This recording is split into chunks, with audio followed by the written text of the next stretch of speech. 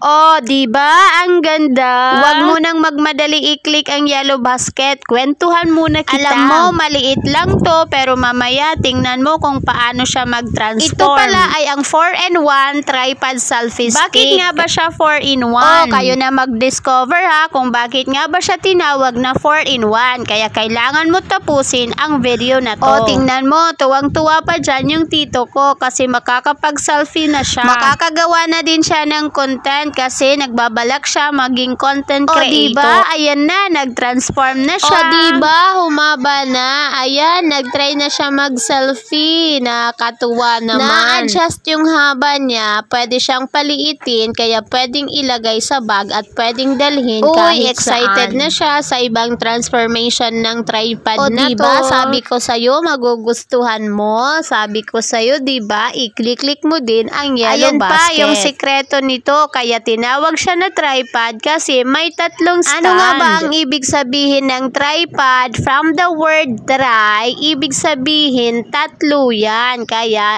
yung selfie stick na yan, may tatlong stand. Pwede ka nang mag-content na hindi hawak yung cellphone mo. Kaya ano pang hinihintay mo? I-click mo na.